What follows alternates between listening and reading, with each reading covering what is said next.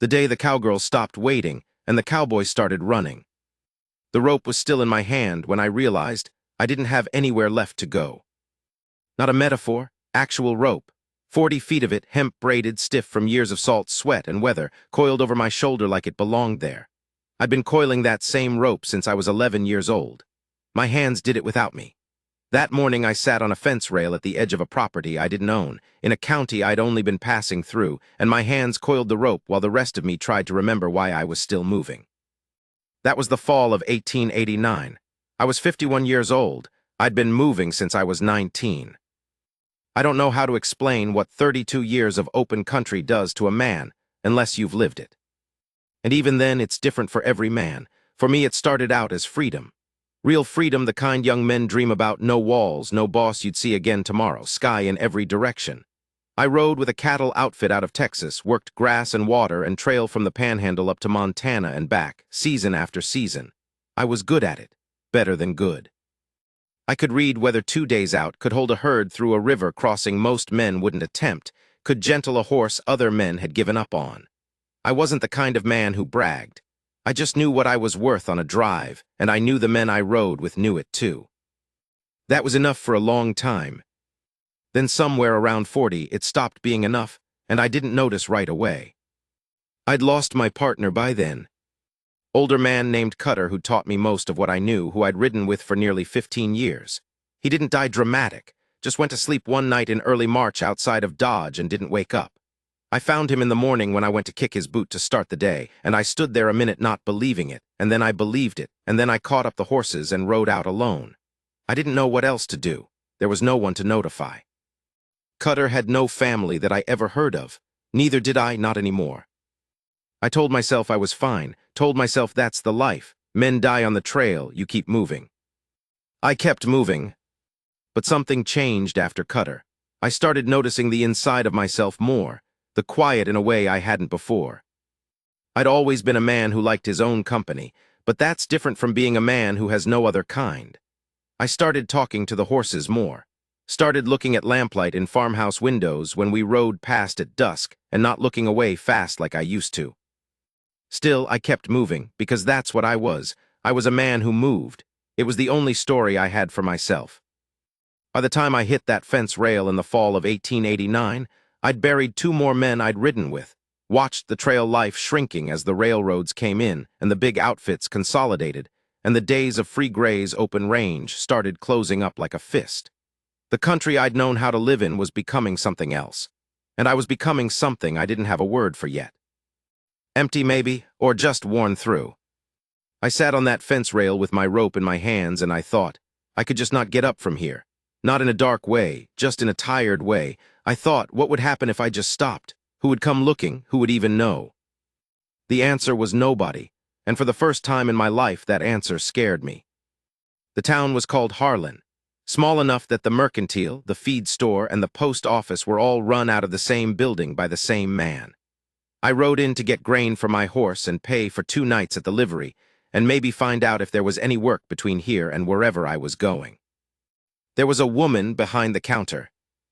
I noticed her the way you notice somebody who is moving with purpose in a room full of people standing still. Except there was nobody else in the room. Still, she had that quality. She was going through a stack of invoices, making marks with a pencil, and she didn't look up when I came in. Not rudeness. Just she was busy with something real. I said I needed 50 pounds of oats. She said she'd get them in a minute, still not looking up. I stood there. I was used to people in towns reading me fast as I came through the door, trail hand, passing through, take his money and move him on. She didn't seem interested in reading me at all yet, which was odd, and which made me stand a little straighter without meaning to. When she looked up, her eyes were gray, not the pale gray that looks washed out, the gray of a sky with weight behind it. She said, "You look like you haven't slept in a week." I said, "Probably longer." She said, "There's coffee on the stove in the back if you want it before I get your grain." I said I didn't want to put her out. She said, "I didn't offer to put you out. I offered you coffee." That was the first thing I remember thinking about afterward, the precision of it. She didn't say things she didn't mean, and she didn't soften things she did mean. I'd been around enough people in my life to know how rare that is. Her name was Nora Voss. I found out later her husband had died 4 years before, a fever, quick and terrible, leaving her with the store they'd built together and a daughter of 12. She'd kept the store running, not barely kept it.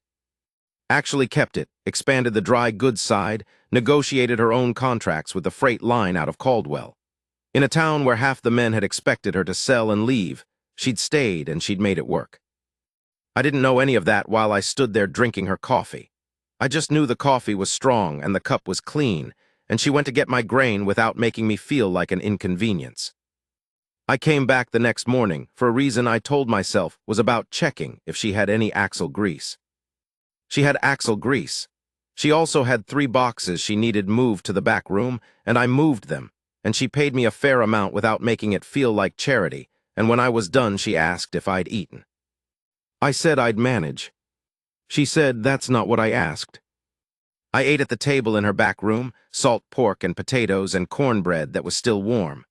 Her daughter, Me, came in from school while I was eating and looked at me with the frank curiosity children have before they learn to be polite about it. She asked me if I was a cowboy. I said I supposed I was. She asked how many cows I had. I said I didn't personally own any cows. She considered this seriously. Then she said, "That seems like a problem." Nora at the counter didn't say anything, but I heard the pencil stop moving for a second. I should have written out the next day. That had been the plan. 2 nights at the livery resupply, move on.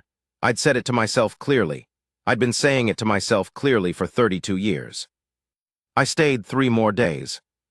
The first extra day I told myself was because my horse had thrown a shoe and needed the farrier. That was true. The second day I told myself was because there was a cold rain that made the road north a bad idea. That was also true. By the 3rd day I'd run out of reasons that were true and I stayed anyway. And in the evening I sat on the steps of the mercantile after Nora had closed up and she came and sat beside me, and neither of us said anything for a while. Then she said, "You're trying to figure out how to leave." I said I was passing through. I'd always been passing through. She said, "I know, I can see it on you. You've been passing through so long you've forgotten it's a choice." I didn't say anything. There was something uncomfortable about being read that plainly. Not bad uncomfortable. The kind that means something true just got said. She said, "My husband used to say a man can get addicted to movement the same way he can get addicted to whiskey. It keeps you from feeling the thing you're trying to get away from." I asked what she thought I was trying to get away from. She looked at me, not a look that was soft exactly. A look that was just steady, like she was willing to wait for me to catch up to what she already knew. She said, "I don't know, but whatever it is, you've been carrying it a long time and it's wearing you down. I can see that, too." The sun was going down orange and red behind the feed barn across the street. A dog somewhere barked twice and stopped. The air smelled like rain coming and wood smoke. I said, "I'm not a young man. I'm not a man with property or prospects. I'm a trail hand who's watching the trail close up around him, and I don't know what's on the other side of that." She said, "I know exactly what you are." "Just that?" I said, "You've known me 6 days." She said, "I've known men my whole life. My father, my husband, the men in this town who came and went and stayed and broke. I know what a man looks like when he's good to the bone and hasn't been told so in a long time." She paused. "You're that." I had to look away, not because I was emotional, though I was. Because there's a thing that happens when someone sees you after a long time of not being seen, and it's like coming in from the cold and standing too close to the fire. The warmth almost hurts before it doesn't. I left 2 days later. I know how that sounds now. But I want to be honest about it, and the honest truth is that what Nora said scared me more than any charging longhorn or flooded crossing I'd ever faced. Because a man can be brave about things that are outside himself all his life, and still be a coward about the things that are inside. I'd built a whole life around moving, and moving meant I never had to find out if I was worth staying in one place for. Never had to put that question to the test. As long as I kept writing, the question didn't have to be answered. She said something to me was worth staying for. And I ran. I told myself I was heading up to Montana. There was word of work there, a rancher outside of Miles City looking for experienced men to manage his summer range. Good work, honest work, the kind I knew how to do. I wasn't wrong. There was work. I rode north and I got it and I was good at it, and I spent 6 months doing it in the same way I'd spent 32 years doing things, competently, quietly, alone. But I kept thinking about the way she'd said it. I know what you are. Not said the way people sometimes say something kind when they're trying to be kind. Said the way you'd state a fact, a weight and a measure, plain and sure.